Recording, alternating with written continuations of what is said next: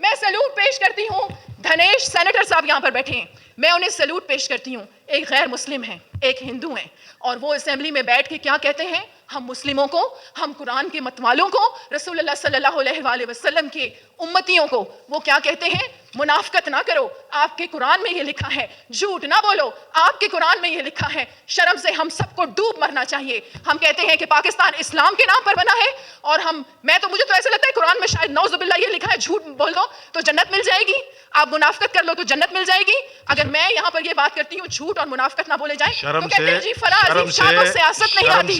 ایک منٹ جناب اسپیکر, شرم سے بلوچستان کو نہیں مرنا چاہیے, شرم سے پورے پاکستان کو مرنا کہتے چاہیے. ہیں کہ دور بدل گیا, کیا سورج نکلنا بند ہو گیا, نعوذ باللہ قرآن تبدیل ہو گیا, نعوذ باللہ چاند نکلنا بدل گیا, کیا دن اور رات تبدیل ہو گئے؟ دور نہیں بدلا, وہی خدا, وہی قرآن, وہی رسول. کون بدل گیا؟ میں اور آپ بدل گئے. کیوں بدل گئے؟ اس دنیا کے لالچ میں بدل گئے. آج بلوچستان کا جو یہ حال ہے, آپ اس 19 سال کے لڑکے کو جو پہاڑ پہ چلا گیا ہے, اس جوان خون کو کیا بتائیں گے؟ کون سا نظریہ آپ سکھائیں گے؟ آپ سب ذمہ دار ہیں, پاکستان کے حالات کے ذمہ دار یہ سیاستدان ہیں. اور آج اس ایوان میں جتنے لوگ بیٹھے ہیں, اپنے دل پہ ہاتھ رکھ کے آپ نے خدا کو جان دینی ہے. آپ سب نے اسی اندھیری قبروں میں جانا ہے اور جواب دہ ہوں گے خدا کے سامنے. تو آپ سب ہوش کے ناخن لیں, کیونکہ ہم جب تک بنیادی, میری بات سنیں جناب اسپیکر, میں سریاب میں گئی, وہاں پر جو میں نے لڑکیوں کو دیکھا کہ وہ فٹ بال کا میچ کھیل رہی ہیں, اتنی ٹیلنٹڈ بچیاں ہیں ہماری, بلوچ بچیاں ہیں. اسی طریقے سے پنجگور میں میں گئی, پنجگور کی جو غربت کے حالات ہم نے دیکھے, ہم تربت گئے, ہم ابران میں گئے. بی ایل اے کون ہے ابران میں؟ ڈاکٹر.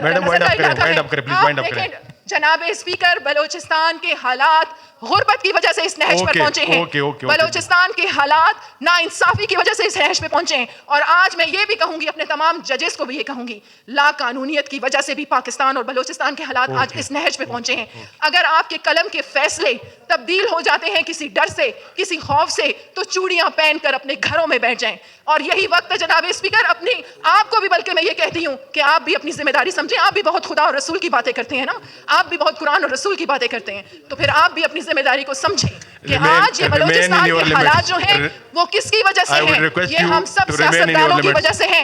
پیٹ ہی نہیں بھرتے جناب اسپیکر, کرپشن اتنی کرتے ہیں. ہمارے بلوچستان کا مسئلہ کیا ہے؟ یہ جتنی بھی تحریک چلی, B L A, B L F, B R A, یہ پہلے نواب سردار ان سب تحریکوں کو دیکھ رہے تھے, اور اس کے پیچھے ہمارے دشمن جو اعلی کار ہمارے اپنے لوگ پھر ان کے بنتے ہیں. اب یہ تحریکیں نکل کر ایک عام غریب بلوچ کے ہاتھوں میں چلی گئی ہیں. یہ پہاڑوں پر کون لوگ ہیں؟ اس 19 سال کے لڑکے کو کون سا نظریہ آپ سمجھائیں گے جس کو آپ اس کے حقوق نہیں دے رہے؟ میں آپ لوگوں کو بتاتی ہوں بلوچستان کے کیا مسائل ہیں. پنجگور کا ہم نے وزٹ کیا, ابران کا ہم نے وزٹ کیا, تربت کا ہم نے وزٹ کیا, گوادر کا ہم نے وزٹ کیا, اور پھر آپ کے بہت قریب علی مدد جدک صاحب سریاب کا ہم نے وزٹ کیا. آپ جا کے حالت زار تو دیکھیں وہاں پر لوگوں کی. آپ ڈیولپمنٹ سکیمز کی بات کرتے ہیں, میں کہتی ہوں اگر صرف یہ ڈیولپمنٹ سکیمز ہی صحیح طریقے سے خرچ ہو جائیں اور اپنے اپنے علاقوں پر آپ لوگ یہ ڈیولپمنٹ سکیمز لگا دیں تو آج یہ بلوچستان کا حال نہیں ہوتا.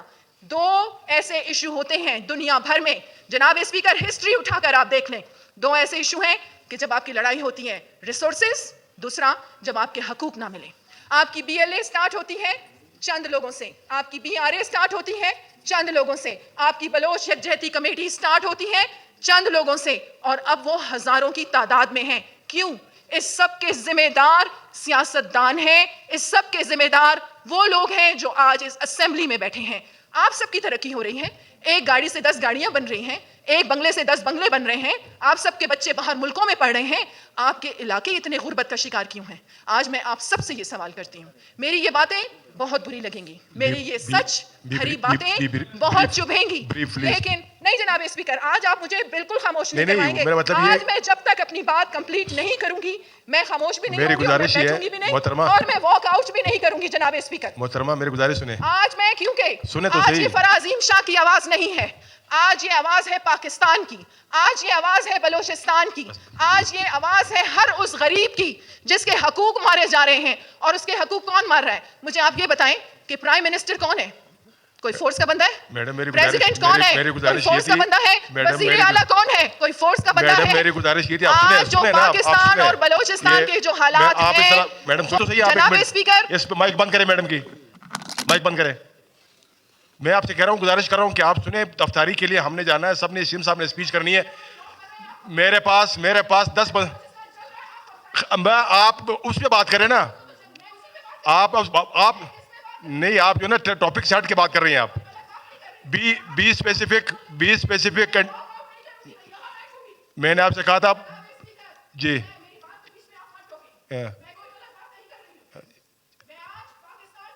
بلوچستان کی پاک افواج کی بات کر رہی ہوں. پاک افواج کب تک قربانیاں دے گی مجھے بتائیں. ہم ان شہیدوں کا لہو کب تک بہائیں گے اس سرزمین پر؟ کیا ہم سب کی ذمہ داری نہیں بنتی؟ مجھے آپ یہ بتائیں کہ یہ سارے یہاں پر پارلیمنٹ کے لوگ بیٹھے ہوئے ہیں. میڈم آپ الزام تراشیاں کر رہی ہیں, آپ الزام تراشیاں کر رہی ہیں لوگوں کے الزام اوپر. تراشی میں کسی پہ نہیں کر رہی, میں حقیقت بتا رہی ہوں. کتنا جو بتایا آپ بھی جانتے ہیں, آپ میں بھی ٹاپک کی طرف جانتی آئے. ہوں, اور یہاں ایوان میں جتنے لوگ بیٹھے ہیں وہ بھی جانتے ہیں